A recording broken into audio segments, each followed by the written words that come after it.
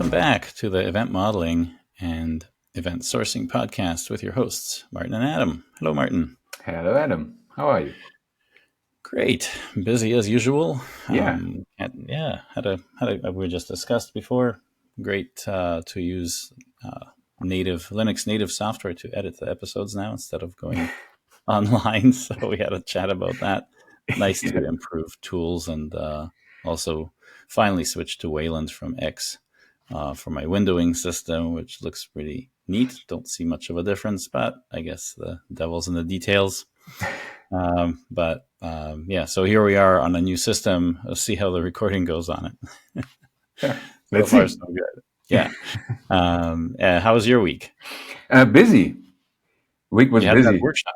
Yeah, we had a workshop last week. That was really, really good. So it was two days, 2 times 4 hours. Covered a lot of stuff. So the people were really exhausted after this workshop, but it was great. We covered really a lot of stuff, talked about all the important things. So feedback was great. Yeah, and there's some people that were there from North America that were up at 2 a.m. They stay 2 a.m. and they were there.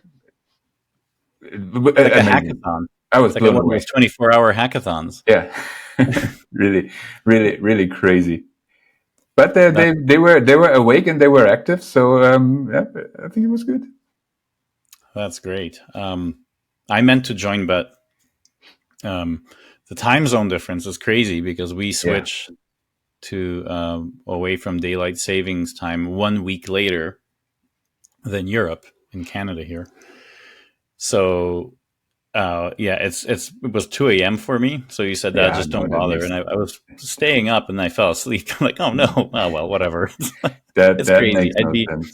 No, I just got over jet lag and I'm going to keep myself awake for 4 hours from 2 a.m. to 6 a.m. I don't think so.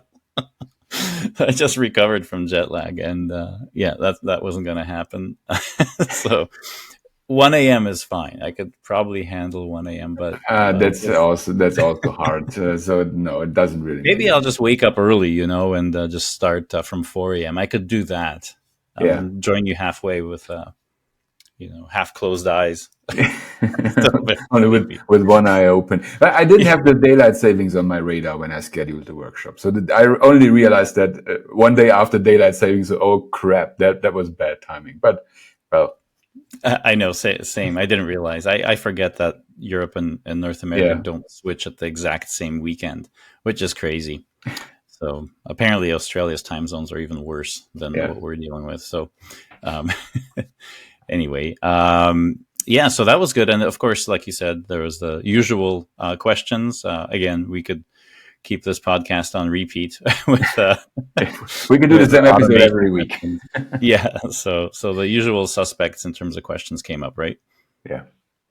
I mean, it's all about automations and one topic that was also a big topic in the workshop: implementation versus modeling. Does the model have to reflect the implementation or not?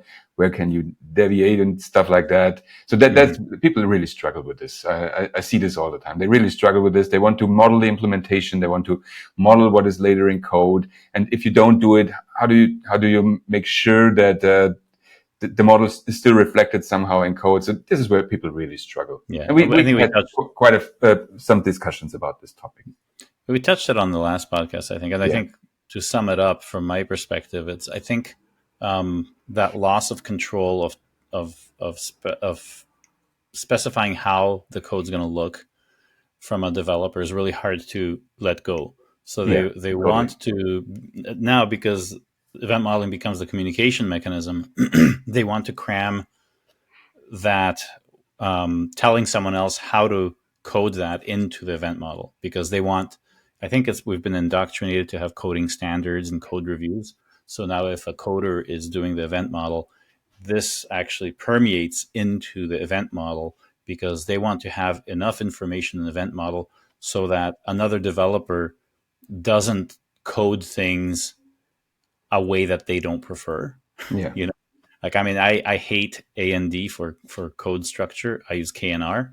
I hate this huge amount of white space and scrolling up and down just to Yeah. get the context of what the hell this function does. Was like, oh, white space, it's readable. It's like, are you kidding me? My fingers falling off from using the scroll wheel to like look at all this stuff. Like, it's real estate. I need the context to, just like AI needs context to see enough to know what the heck's going on. Yeah. Like, oh no, white space, it's so readable. It's like, yeah, I'm not reading a friggin' novel. I need to see this different parts of the code, how they're relating. So anyway, so I think that's an example of, that's definitely something an event model won't help you, is to tell you which coding standard to use, right? Oh, it looks like we have a short break here with Martin because of his connection. I think here I go again. Oh, there you are. I was completely offline. No. Yeah, so the internet is as bad as you say. It's even worse. Wow. I feel bad. That seems like a basic human right these days to be connected to fellow humans around the world via internet.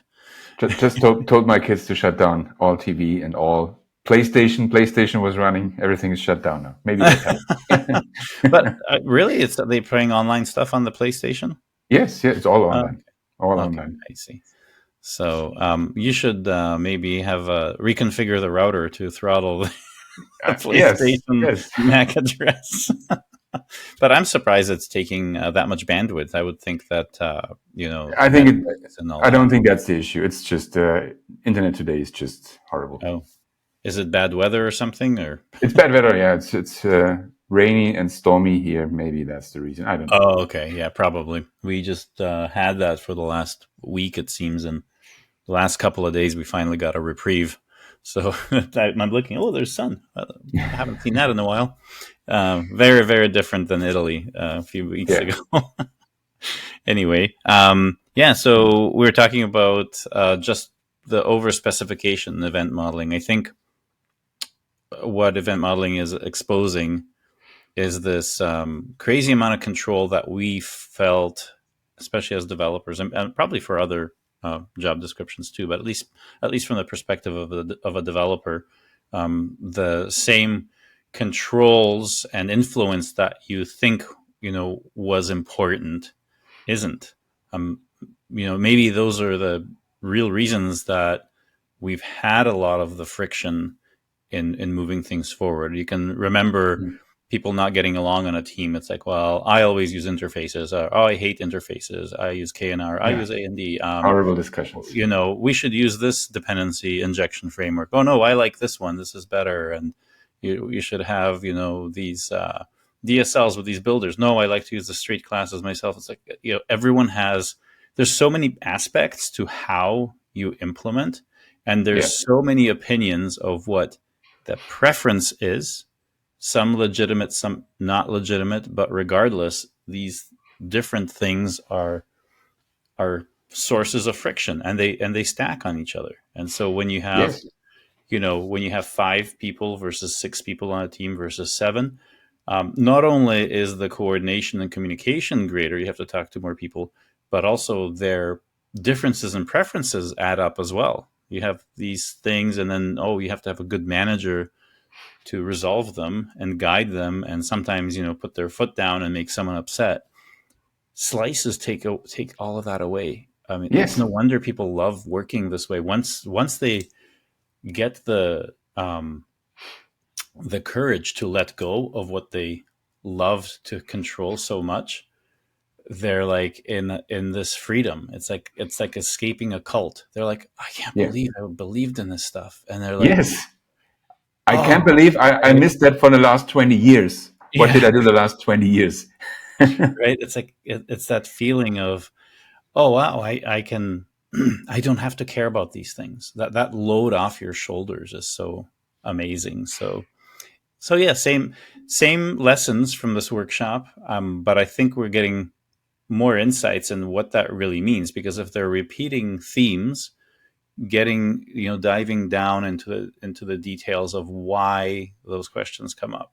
And I think since last episode we were kind of exploring, it's this sense of loss of control where there wasn't any need for it anyway. Maybe there was. I mean, maybe in a large, clunky, ugly, highly coupled, traditional architecture using a single model, yes, it would be really silly to have two different dependency injection frameworks at the same time.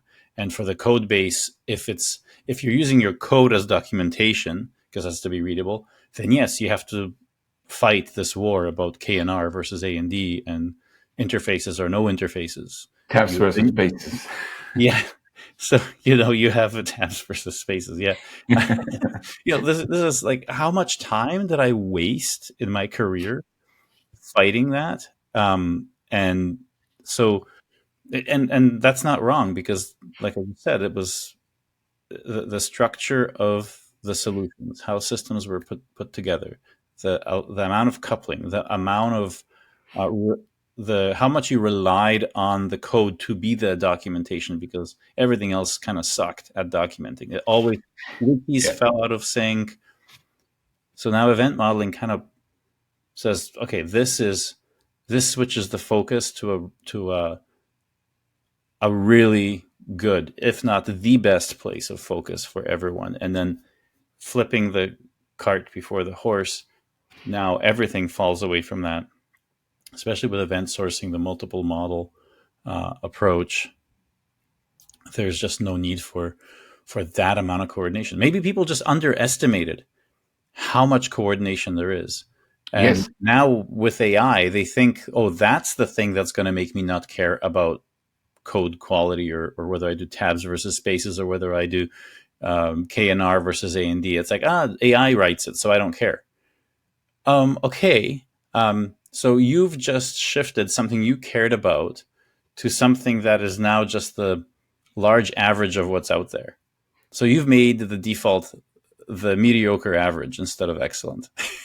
Yeah. And I used to work in these projects where you had so many rules how you have to write your code, how you have to structure your code. Well, you're in the Java space, right? Yes, it was down to the attribute. Your attribute has to be camel case, and you cannot use this and you cannot use that. You spend 50% of the time just to make the code look nice. I don't care. I really don't care. I want to make this thing going. I don't want to format my code for half of my day. But I worked in these projects, and this was horrible. I really hated that. Yeah, there's so many negative things about I think we definitely got in the development, like the tech space, the developers, the jobs were really going downhill in terms of life and quality of life and enjoyment of your work. It was really going downhill. Now with AI, it's sort of helping. It's a good distraction from those things, but it's a distraction. I think event modeling and event sourcing are the actual cures to these things, and I think the combination of the two, I think the AI is making a crack for good things like event modeling and event sourcing to actually take hold and go in. It's like a crack in the pavement, and the seed can fall in, and the plant in the tree can grow, and eventually just break up that concrete that we made around this industry.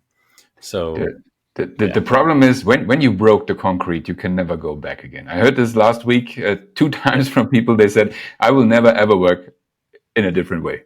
They understood how that works. They will never ever work in a different way. And I'm seeing. I'm just working on a project. I took over a project, and I'm working on it over the weekend. It's so nice. We did the event modeling, and now 3 people work on this project, and they work completely independently. We have no meetings, nothing. You do these slices, I do these slices, and you do the other slices. We meet on Monday. Amazing. Yeah, it's so good. We keep coming back to this matrix moment of just it's these one-way streets, right? It's a common theme in this podcast that this is, once you find out the truth, you can't force a lie on yourself anymore. No.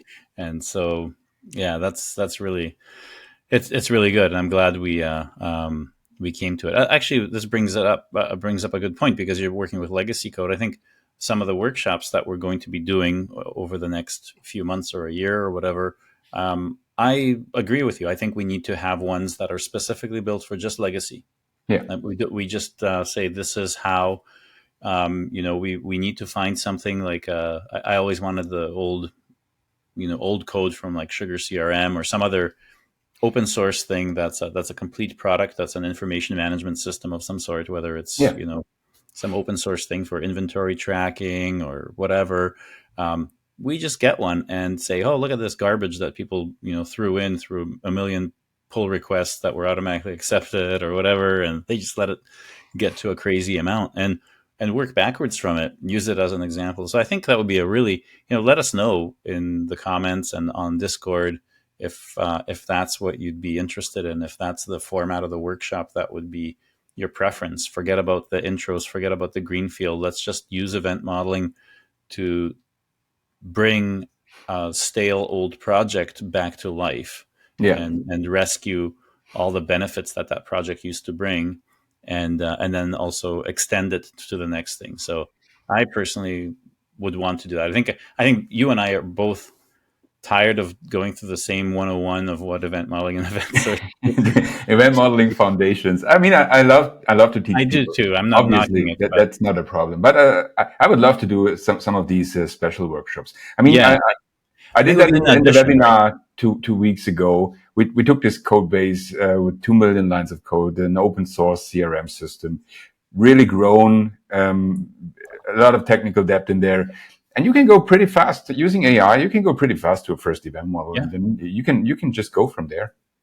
Yeah, I think a lot of things were just too daunting, especially understanding a really old code base. I think AI does help quite a bit, especially when you're just Absolutely. using it to ask. Like you're not asking it to vibe code anything for you, but you're just really it's able to automatically bring in the context of so many other Yeah. files and code into its own process Yes. to tell you something. No, this variable is never used, or the value from this variable kind of stops here, or whatever. It's not used anywhere else. Okay, well, good. That's something that I could use. If I can trust that and it can sort of prove it to me, then yeah, it can do a search on the code base to see if anything else is there, if it's got assigned to a different name or translated up via parameter name to something else, where the Yeah. calling function now has. It can follow those stupid things that took me 3 hours of reading code, and that wasn't productive time. That was just untangling a mess. It was an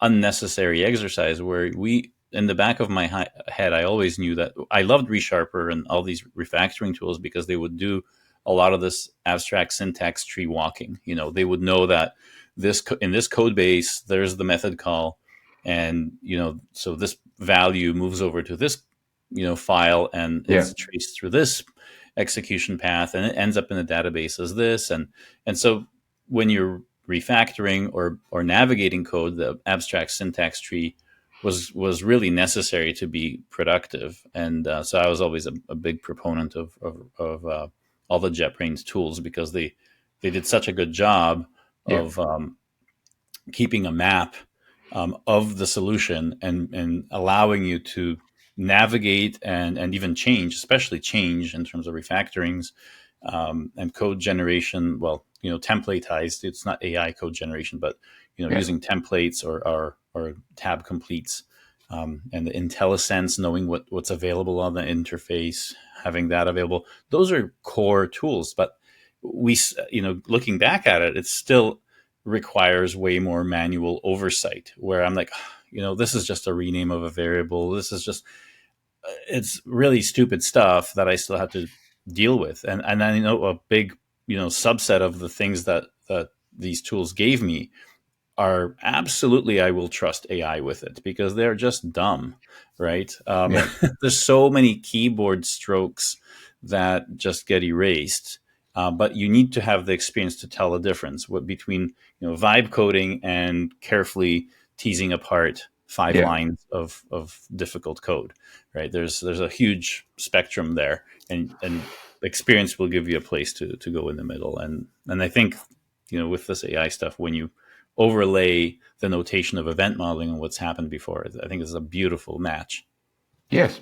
And so I really find it interesting. You always start from on a high level. Just to, I mean, in these code bases, you don't even know where to start. Sitting before this code base, okay, should I start reading? Should I start reading 2 million Your first lines of code? question to AI: where the Yeah. hell does it start? Obviously not. So, okay, tell me where do I need to start? Okay, give me a high level event modeling. Okay, these are the flows. All right. And then pick one and zoom in, and then pick one and zoom in. And you go deeper and deeper and deeper until you come to the code. But you won't read 2 million lines of code. It just makes no sense. It's ridiculous. And I find it really weird that people still have this mantra of like, oh, the code is the ultimate truth to your understanding. Yes, but there's so much of it that you could never understand it. It's like saying, well, your Linux system through and through, but like I don't want to know how the kernel works, and assembler and how it compiles. Yeah. I'm just at the top level. Maybe go a little bit deeper. Maybe I'll have the time to poke around in a driver if I get a new drawing tablet and it doesn't work, because the drivers but aren't yet. one focused area, not all of it. Exactly. And AI will help me do that. Like I used that example before. It took me 2 to 3 or 4 hours to do it manually before AI. I think I can get a new tablet working within 5 minutes. The source code is identical. You just have new encodings for what's being sent from a different button. Maybe the resolution's different, so you have different value ranges on some of these things, how hard you press the pen on the tablet. 5-10 minutes, you've got the old driver used as the starting point to make the new driver, and you've got on par on par functionality. So but that's a very important point, because when you look at legacy code and bringing things up, I think people don't understand just when they make the connection between event modeling, legacy code, how to use AI, that this incredible rejuvenation of dead projects is going to come back. Like there's a ton of value that's going to be unlocked. And so we're going to have, well, this actually leads into our next topic, which is meeting with Allard and from Axonic. Yeah. This, one of the slides in his presentation was, we times 10 our productivity with the internet and all that, and cloud computing gave us times 10 or whatever. And same with mobile. The AI is at times 1,000 or more, right? I think he had 100, or did he have 100 to 1,000, I think. Yeah, it's a lot. It is a lot, because and I think what you said brings it to light perfectly. There is no way that you could have made sense of 2 million lines of code to go take that code base and now add a feature with the confidence that you're not breaking anything. No. Yeah, you could do it, and a very smart person could do it, and it would take them weeks to make sure everything happens properly. But the amount of productivity with AI, in terms of not having to read 90% of the area that you're dealing with, shaves down your 4-hour session to a half-hour session. These are, and more, or even more, right? I mean, sometimes the answer comes back, no, this is only here, and like your scope, you thought your scope was, these 100,000 lines of code. Actually, AI will tell you, oh no, your scope is just this file. I tested all of the references, and like there's nothing reaching out to these other places. Oh wow, you know what? That just took off of my shoulders, right? I had this weird feeling. So it's I think we'll have that chat with. So on this topic, we're meeting with Allard, right? Oh, we do, yeah. And I think in about 2 weeks. Oh, it's still that far away. Okay. Is it? Or is it 1 week? No, it's about, I think it's 1.5 weeks, something like that. And for those that don't know who Allard is, can you pronounce his last name? No. No. Most of my colleagues pronounce it Bujitse, which is horribly wrong. It's completely wrong. So no, I asked him twice. I might cut that out so he doesn't hear it. So I cannot pronounce it. No way. But who is Allard, for those that don't know? Allard is the CTO of Axonic. If you don't know him, he's more than the CTO. He's like the the guy that built the framework, right? Initially, Yes, he founder. built the framework. He started it. He's one of the founders. So if you hear Exonic, it's Allard and a few other people who built it. Yeah, and he was at the event modeling conference, and Yeah. he gave a nice keynote. Yeah, it was really nice to see him. Actually, when you went back on the subway, I can't believe you had all that with you from the conference. Went back on the subway. We went for dinner with the people that were still in town for that, and that was quite nice to have the dedicated people Yeah, at that last little dinner there. And Dillard joined, and so it was nice. That's the last time I saw him, so it'll be good to see him again. yeah. So we don't know what we're going to talk about with Dillard. No, so what I think what we do is we have I think it's scheduled for 2 hours. We just open a call and we have some conversations and see what is our opinion on the future of software, on the how to handle legacy. Talk about all these interesting things. I don't know what we will come up with.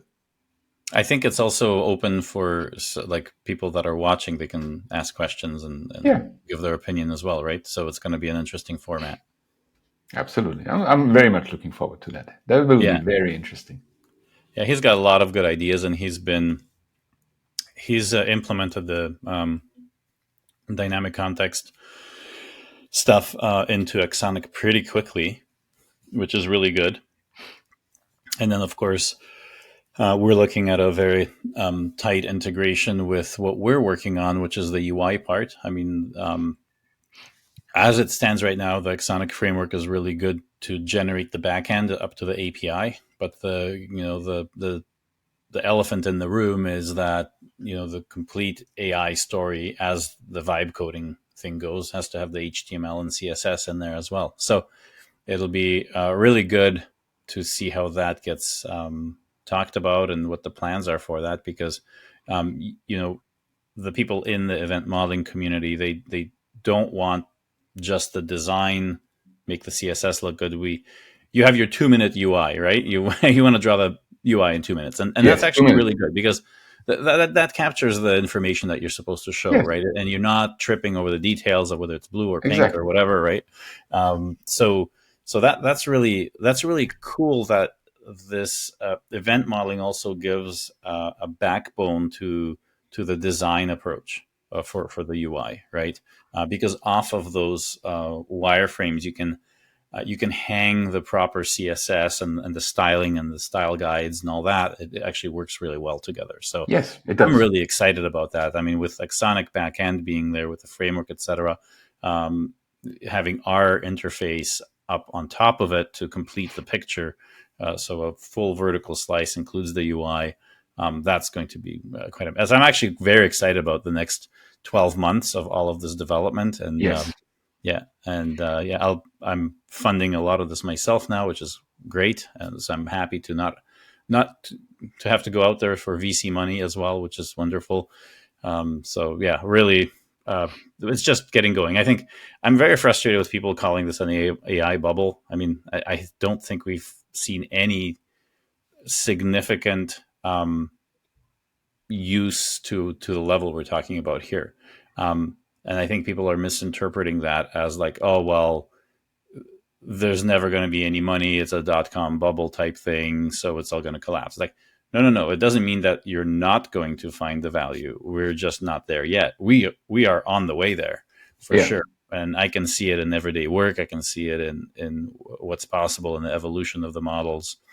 And even like the famous PewDiePie guy, the Swedish guy Felix, he's built his own rig of I don't know 10 GPUs, and he's lending out that to do protein folding for cancer research, Alzheimer's research, and all this stuff, which is Nice. kind of neat. Nice. So Yeah. it's kind of you see so much progress within the last 12 months, and just how it's hitting society so much harder than the .com boom did. I Yeah. mean, yeah, website, okay, cool, but in terms of the problems being solved every day now, it's incredible. And of course, think about the a little bit of a tangent, but it gives some new content here. But think about the quantum computing stuff. It was a pipe dream, and I think 2 weeks ago we had Google with their Willow processor solve one of these 1,000-year-old problems that can't be solved in a traditional computing way. So we're starting to see some interesting things happen there. And I wonder, in the quest to create that Willow processor and to use it, etc., and tune it, how much AI is being used in the process of creating these other things, right? Tons. Right. And like, oh, you want to talk about the health industry. How much quicker can a company simulate, this protein folding and do experiments on different drugs for curing different diseases? That entire healthcare industry is one of the tailwinds. Like if companies can do something in a month because of this that took 2 years, it's incredible, right? And I'm super happy because things like cancer and other things affect lots of people's lives, and then all of a sudden a lot of them are no longer a problem, right? We've had these great cures and all of that allow people to get through these difficult health things, but it's even better. So it kind of annoys me when people say they hate AI, because when you look at what it allows to happen, yes, sure, you can use it for evil and it can generate spam and make automatic calls, but why would you throw that away with the fact that someone in your family would have died, but they don't because of the medical research that was possible? That's just boggles my mind. I think right now there's just a lot of fear all around AI, and it will stay. I think it will stay that like that for. I mean, I'm trying to draw a parallel with .com, where people like afraid that everything's online and like, oh, regular stores are going to be closing down or something like this. I'm trying to figure out the source of the fear. It's similar. It looks similar, but of course, as Allard said, the AI wave is way bigger, and we are just seeing the tip right now. So I don't know if maybe it's the problem that most people don't work at a low enough technical level to understand the impact. Maybe they just don't know the type of work that's made redundant so that the people that are technical can get, whether it's medical research or computer programming, genetic research, whatever. They don't have a tangible understanding of just those benefits and the efficiency that's gained. I think most people don't have that. So if you look at the average person right now, I know a lot of people who have never ever touched ChatGPT until now. They have no until like this month. Yes, these people still exist. A lot of people, they just see AI as taking away their job. I know. I mean, older people like my parents, they don't. Oh no, it's not old. It's not only older people. Yeah, these are people in my age also. Wow. So, there's a lot of people that have this. I think you're right. There's people that are younger than me that have this political opinion about AI and say, "Oh, I don't use AI." Yeah, I don't use it. Reject it like it's a religion or something. Yeah, I don't use it because it's bad. Yeah. I just. It's like saying I don't use the internet because it's bad. You can do that, but I don't know if this is a good idea. Yeah. So. Yeah, I think anyone calling this a bubble right now is. I mean, I think that there is a bubble, but it's not the bubble what people think. I think what will happen in the next 12 months is there will be a lot of shifting of money all around. I mean, if you look at some, companies like Anthropic and you look at their AWS bill, this is just insane. They have $2 billion AWS bill. Yeah. That is not sustainable because they have less profit than the AWS bill. So there will be a little bit of shifting around, I think. But there's a lot of waste, and I think it's posturing. Yes. Like, we have this budget. We need, what's OpenAI saying? We need $1 trillion here, and like, Elon Musk needs a $1 trillion pay package or something like that. I mean, at some point in time, you need to make profit. This is how the market works. But they are. I mean, Nvidia is making a ton of profit. They just crossed their $5 billion valuation. $5 trillion. A trillion. Yeah, exactly. Yeah, Trillion. five I mean, that, trillion dollar market cap, and yeah, and that I is don't amazing. think it'll stop. I think we're at 10 trillion very soon, and it'll be 100 trillion after that. Mind A lot blowing. of it is because of the devaluation of the dollar as well, but it's not. Yeah, I don't know if you can stop that train, and how fast it's going. And people don't realize, they only see what's out in public, but behind closed doors, the actual benefits are in people that know how to use. I go back again to this ridiculous study that people point out. 85%, I think it was 85%. 85% of companies have realized no benefit of AI. Yeah. They haven't had the profits of it. It's like, okay, the most important thing is that they don't realize that the 15% that did are going to destroy the 85, and they're going to grow 10 times as fast as them, because the 15% are ahead of the curve, because this is something that's been usable within only the last 24 months. And I posted on LinkedIn about where we are in this adoption, and I posted two screenshots of the McDonald's website and the Amazon website from the 90s. And like, you're not even here with AI, and you're already calling it dead. Like, sorry. I don't mean to sound like some sort of a tech maximalist or whatever, but when I see hard proof of AI doing something really good, like protein folding and curing cancer faster, I'm sorry, like, your arguments are irrelevant.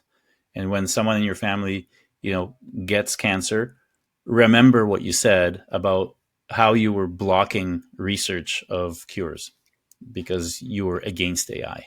So Yeah. that's my message. I'm not very political. It's a technical message. It's just the truth.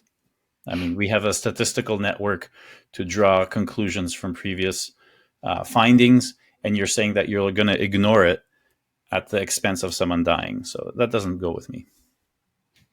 I Sorry. agree. Yeah, I agree. All right, next fun topic. What do we have? Oh yeah, a lot of the DDD tech. This was kind of funny, and you had a post and had so many reactions Yeah. on LinkedIn. I had a discussion, and there was this one statement which really, Okay, it put was it in really a nice. strange. What is the statement? Let's hear it. The statement was, we like DDD. Our teams do a lot of DDD, but we focus almost exclusively on the technical parts of it, which is, Okay, let's rewind for people that don't know what DDD is, and let's see why. What does that mean for people that are new? DDD obviously is domain-driven design, and there is the blue book by Eric Evans. Some manage to read it completely, but it's really hard to read it and apply what's in the book because there are so many concepts. But in essence, there are two ways to apply DDD. One is ubiquitous language, talking about business processes, get to understand each other, and the other thing is, let's talk about technology. I love aggregates. I love entities. I love repositories, and just making DDD in code. And for me, it's super strange because if you say we do DDD, but only the technical parts, it's a complete waste of time because this is the least important part of it. The technology doesn't really matter. DDD for me is all about understanding each other and sharing and understanding what we are trying to solve. What is the problem we are trying to solve? This is DDD. Technology doesn't really matter. Kind of makes me think of like buying an expensive car because you like the way you like the radio in this car. What? You're like buying it for the wrong reason. Like, okay, that's interesting way to adopt something. But I mean, I think it really reflects the state of DDD right now. Yeah. Because most developers, especially developers, they don't want to talk about business processes. They don't want to talk about how to solve the real problems. They want to talk about code, and they want to solve their code riddles. Because it's much more fun to solve a complicated problem in code than to talk to your business person and talk about, how do we make the next bill run faster or something like that. Yeah. Yeah, I think diving deeper into that issue, you have to peel back the layers of the causes of that, and I think there's still in this industry needing to prove that you're smart enough and good enough to keep your job, and so when someone goes into something that requires more soft skills, the proof of your effectiveness or the perceived smarts are not as easy to do. I think when people can hide behind code, oh, look at the complex thing that I made. None of the developers understand how it works, but look, this thing now does the job for whatever. And Yeah. so you kind of, there's a lot of these make work projects. And really what the developers are doing is making moats for their job security, rather than solving the problems. Yeah, but So this, I mean, this is not really sustainable. We also had this discussion in the workshop. There was a question. Someone wanted to ask for my opinion. What will happen in the next 12 months?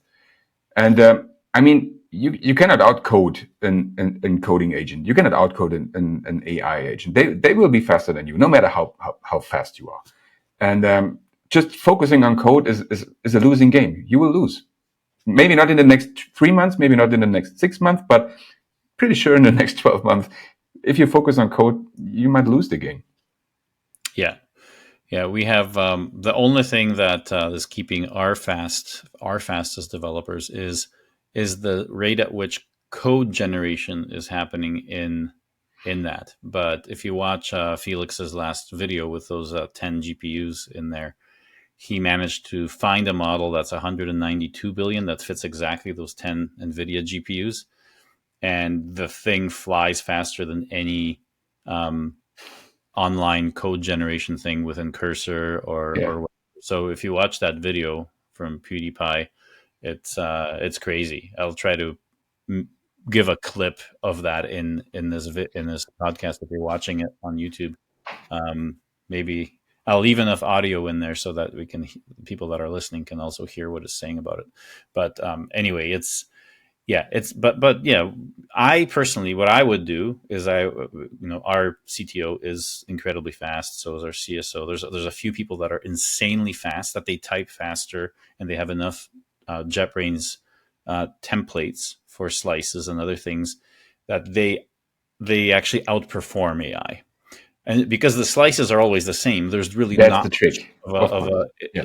there's not much innovation in terms of how you're developing. So the AI really doesn't give a lot of benefit to that. Like their translation of the event model to the event sourcing code is so close that, believe it or not, the AI gets in the way. But I I know. will say this: I will say this, that if I take what Felix has built, and I think it's a $20,000 machine, and I give that to Nicola or Jonathan or any of the other guys that we have, and they use that for the back end that's going to drive the code generation, then that's when they switch. But it's a $20,000 investment, and is it worth it for these guys? Yes, because if I can, these guys are times 100 developers anyway. There's the reason that Nicola is a CTO is because he can build things faster than I've ever seen anyone else in my whole career, with maybe two other people in my whole career. And so if I can make a times 100 person be times 200, that $20,000 is a non-issue with Yeah, absolutely. the Yeah. amount of work, and so especially when you're working on fixed costs.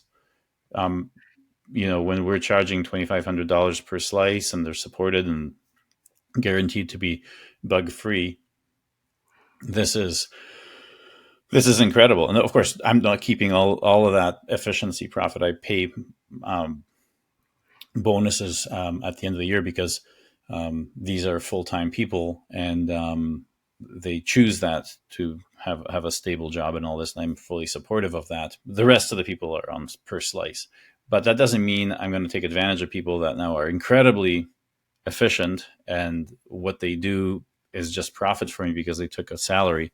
No, they have a bonus every year for it, so they're rewarded um, appropriately as well. But that's where I would say that there is a point at which that will flip entirely. Yeah. And but we'll see where that is. It's like what this reminds me of. It's another view of Moore's law, right? The CPU power exponentially growing, and what can you solve, what can't you solve, and how cheap is it getting? Like, this is the next phase of Moore's law, and on top of that, you got this in parallel, the quantum computing happening as well. So we live in very interesting times. Oh yeah, we do. Yeah, we do. I kind of wish I was born now, and I kind of don't. I kind of have the perspective that I look at my son, and he's just starting out, with his career and all this, and finishing his studies and all that, and the stuff that he has at his disposal, would take me weeks in the library, and it's crazy. So I kind of want to be born yesterday so that I can. Yeah, I'm not sure. I think the benefit we have is we have enough experience to really understand what's going on and appreciate it, probably, and appreciate it, exactly. Right. Yeah. Many people don't do that. Cannot do that. I have a feeling I have a pretty good understanding what's going on right now, and I'm looking forward. So we can only benefit from that if we do it right. Yeah. So back to the DDD topic. We keep that. I like it, though. I mean, these are things that are hitting us every day. So but talking about topical things like this is good. I think it relates event modeling and event sourcing to the changing world around it, and I continue to see it as being a huge benefactor to being able to navigate the changing landscape, because you can always agree on, this is the information flow we want. These are the state changes, the information that got captured along the way. Those things don't go away no matter what happens in quantum, no matter what happens in AI. There's still pillars of integrity going through these things. So I'm really happy talking about these things. So what would you say to wrap up the domain-driven design topic? So my suggestion would really don't focus on technology. It's the completely wrong thing to do. If anything, focus on the ubiquitous language, if you want to use the terms from the book. Learn how to talk to your business experts. And for me, the best way to implement the ubiquitous language is using event modeling. That's just that's it. That's domain-driven design applied in practice. Yeah, so you don't. But with the bonus of using a format that's a timeline, which is way more digestible by the human brain, right? That humans love this timeline aspect. We talk about stories. Our civilization was built on storytelling, and so this is the sweet spot here. So like I said, we got the benefits of DDD without doing DDD. But in all honesty, it's just renaming the things that it's co-evolution. People are trying to do the same thing through different means. All right. So our highly related topic is event sourcing as the default for storing state. What can you say about that? I had a post on LinkedIn this week, and I think it was the post which really had the most traction and the most people really resonated with that. And the topic was simple. Headline, bold, event sourcing should be your default, because oftentimes when you read in almost all books, there's event sourcing has this tiny niche, and you only apply it if it fits and if you need a ledger, and only then you can use event sourcing, because for all the other things it's too complicated. I think it's quite the opposite. I think you should apply it whenever you can, because it solves so many problems, and only if there's very, very good reason you should do something else. So for me, event sourcing is always the default, even for simple applications. There's no reason to build. If you build a simple application, why not use event sourcing? There's no reason not to. Yeah, I think the complex, when people say it's complicated or complex, what they're really saying is that I haven't worked this way, and it's difficult for me to stop using the things I learned to use. Because if you get someone that's brand new to computing at all, or even a non-computer person, and say, look, the simplest thing I can do is write down what just entered in the system as a thing on a timeline, and let other things take care of that information and filter it, manipulate it, kind of project it into something that they want for anything else. So Yeah. the reason event sourcing is the best default and is actually simple. It's simple because it enforces these two patterns of projections and invariance for storing state. That's it. And out of those two patterns, you make a couple of more higher level patterns for like integrations with external systems. But really, it's all about either an input or an output, either blue or green. That's the way we encode Blue things. or green. So Yeah. the simplicity is really, how can you argue that it's more complex when you're only using two patterns throughout every single solution you'll ever use? That is not complex. That is the simplest thing you could do. You compare it with anything else, it's always going to be the simplest thing. You have to get information in, you have to get information out. That is the bare minimum that you need, and this is a struggle for that. So for me, yeah, absolutely, event sourcing is the default. Yeah. And when I write something, I'm like, what's the first screen? What information gets captured? Okay, that is this information in this file all together, because that's what happened at that point in time. That is truth, right? So it gives you this unopinionated way of storing things, because everything else after that is, you're free to interpret that as you wish. But what you're doing is you're putting down facts. And in accounting and law and insurance and all of these things, this is the prevalent thing. You need to have things that you can depend on that are 100% true, and you can say this is a fact. And if you do things without event sourcing, you don't have that. And Yeah. that is the problem that most people can't see or admit. So And yeah, it gives you so much freedom.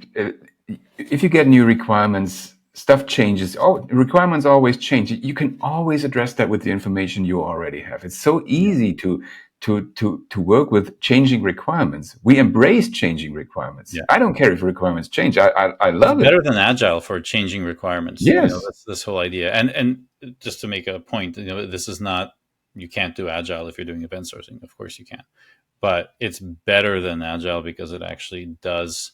I can't say that agile has design, because the entire community threw away the opportunity to have small design up front. And never ever did I see this implemented correctly. There was no guidance from the agile community to say what type of small design up front is good. They didn't recommend sequence diagrams or wireframes or anything. It's like, just do some small design, Yeah. figure it out. No guidance whatsoever. So the agile community doesn't get to say that they have design. They don't.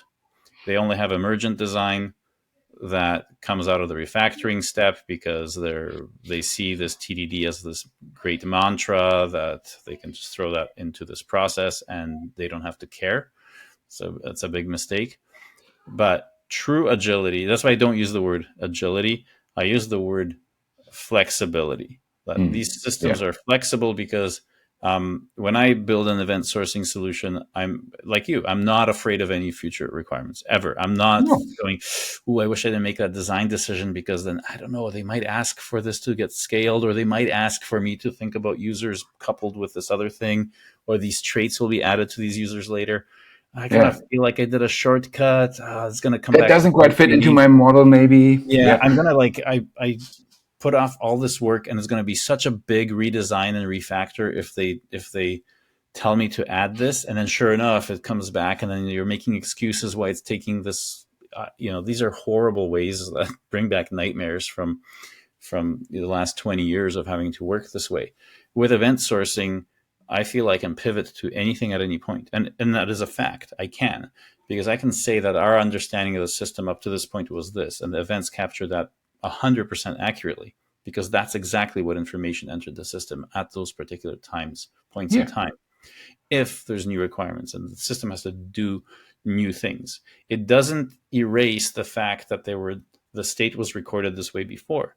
It's a stupid idea to try and take that previous state and mangle it to fit the new requirements. It's perfect accounting to look at what things happen in what order and how that was done. You can translate for the new requirements and start to store new types of events for the new system.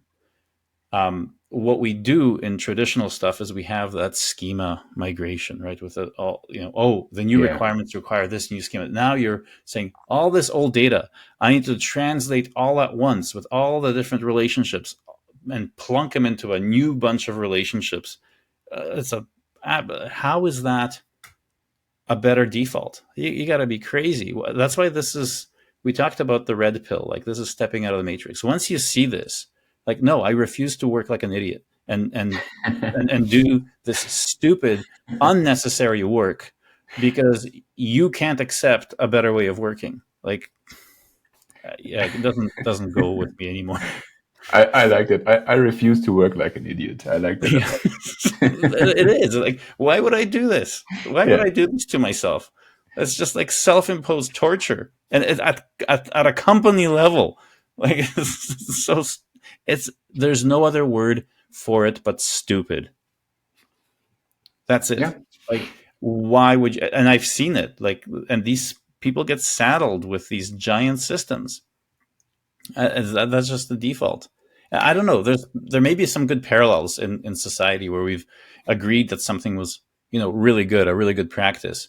I don't want to get into political charge things, but like, I don't know, maybe things that we didn't know about. I'm trying to think of a concept where it was just really ridiculous to do something once you found out the truth, right? I don't know, bloodletting in Middle Ages, right? Like, yeah. Oh, this person's sick. We got to like drain their blood a little bit. Like, what? It's like, oh, our schema's changed. We need to go to the new version and do the schema migration. Drain their blood a little bit. It's like bloodletting. Now that poor developer is sitting there for a month. Yeah. Teasing apart relationships. It's like now this poor patients in the 1400s, 600 years ago, sitting in bed with a doctor slicing their arm open to get rid of their blood because it'll get rid of their disease. I don't know. Maybe that's not a good enough. There's probably a better analogy, but it's certainly, to me, feels like doing things without event sourcing for information management systems is archaic and so problematic on almost every single front of disciplined systems creation and design. I think the problem is really it's easier to start with CRUD only in the first few weeks, maybe, because why? If you didn't have a database, if you didn't have any of these technologies, it wouldn't be. Because people are used to it. People are used to it. This is why it's easier. It's because the tooling has made doing the stupid thing too easy. Yeah. And then at some point in time, you start using all these workarounds. I had a discussion not too long ago. Just use database. You don't need event sourcing. Just use database views. How does that help? This doesn't help at all.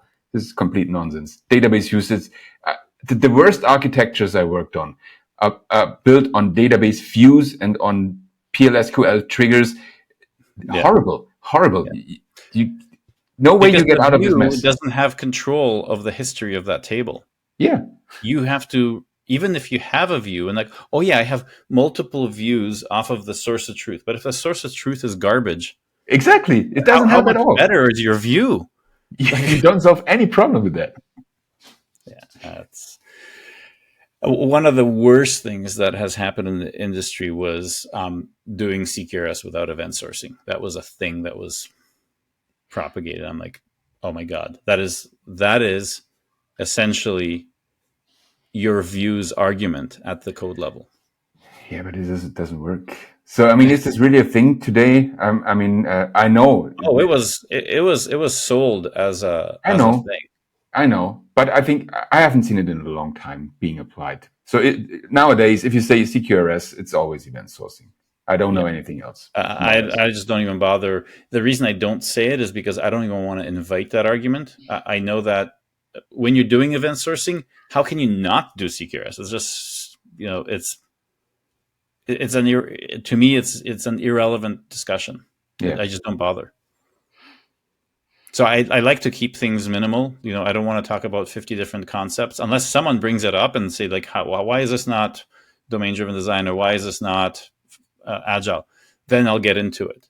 But if I'm presenting all of this, it's like, hey, we have state projections, we have state views and state changes, and that's it. And we put things down on the timeline, and that's good enough for everything. Those are the only concepts you need to know.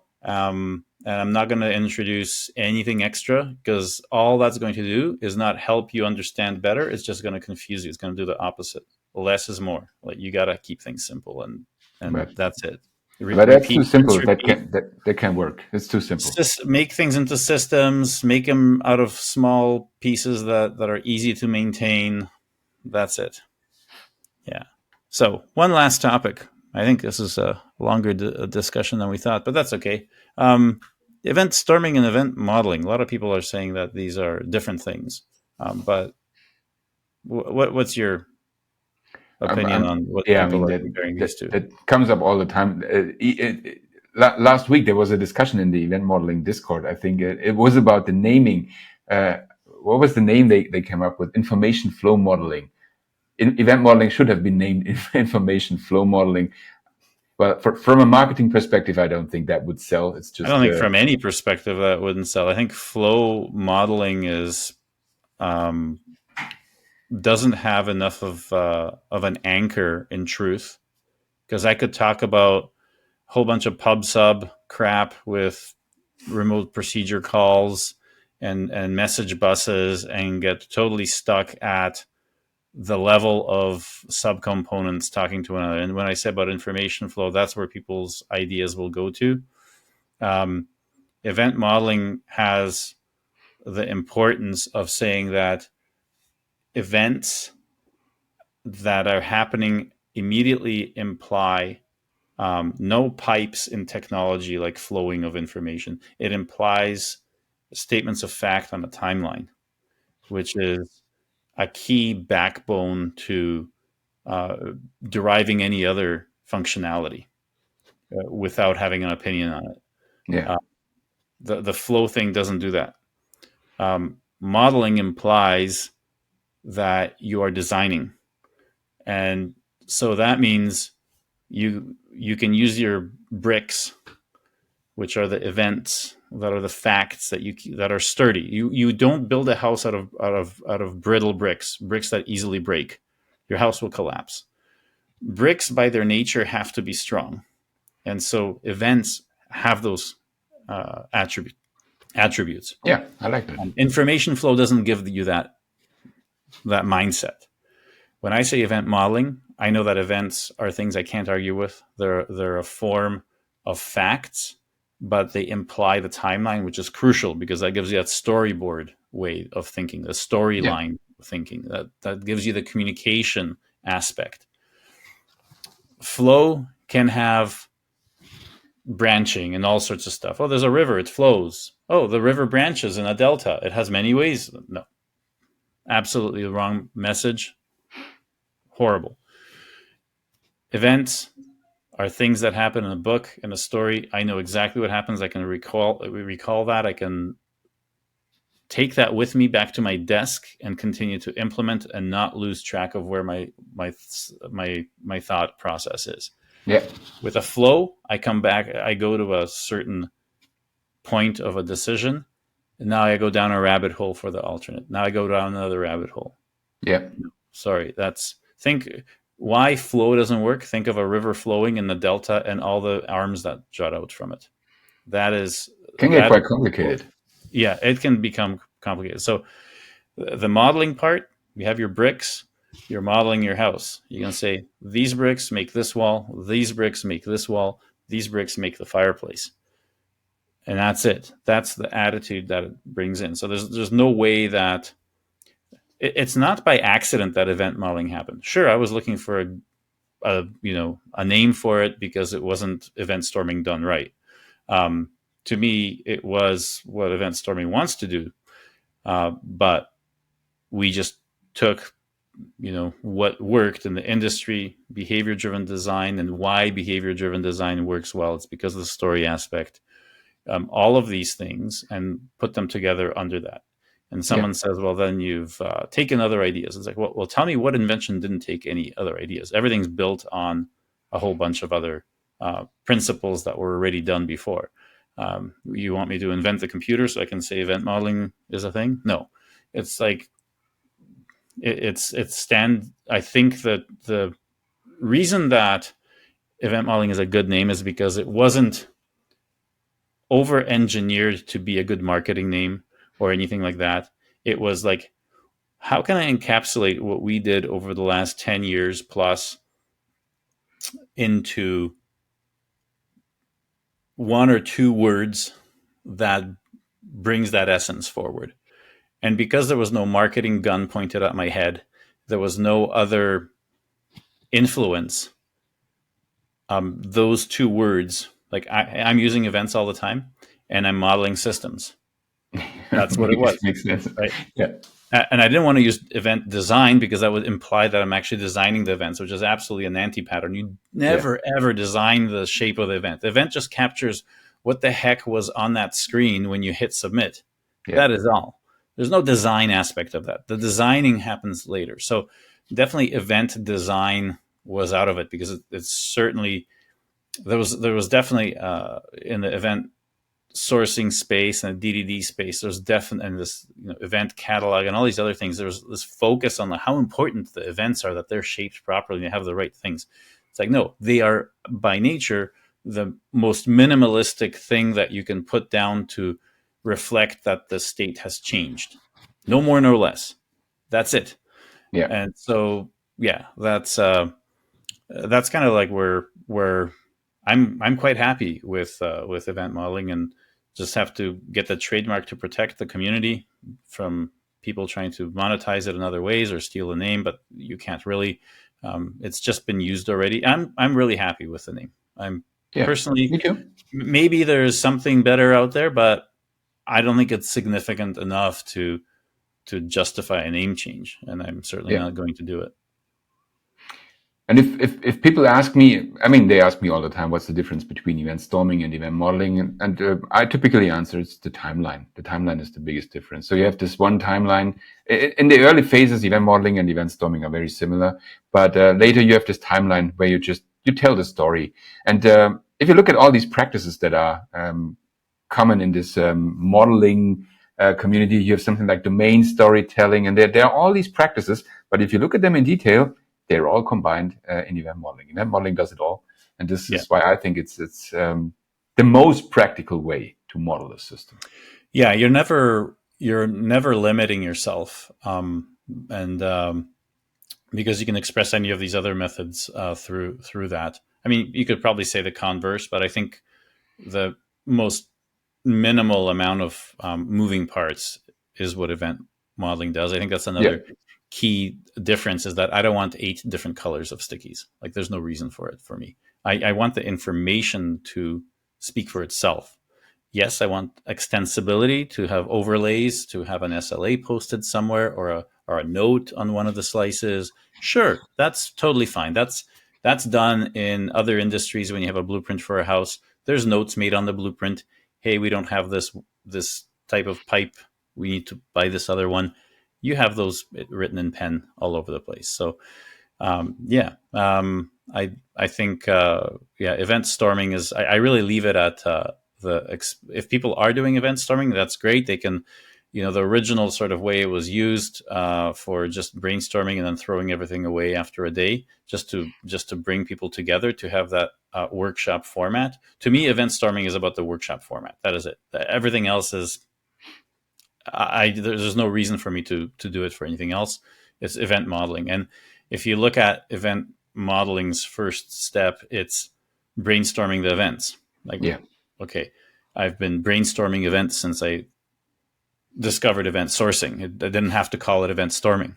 I've been talking about timelines of events ever since. So it doesn't need its own thing. That's why I don't make a big deal out of it.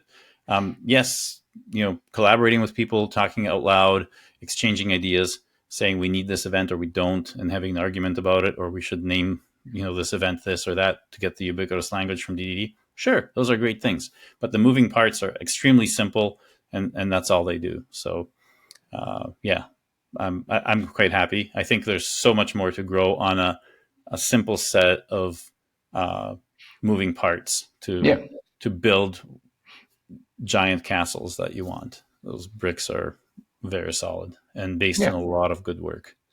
Yeah, and I mean, I don't think if people without event modeling do great, amazing. So I don't want to say event modeling is the best since sliced bread. It's just something, for me, it works beautifully well for years now.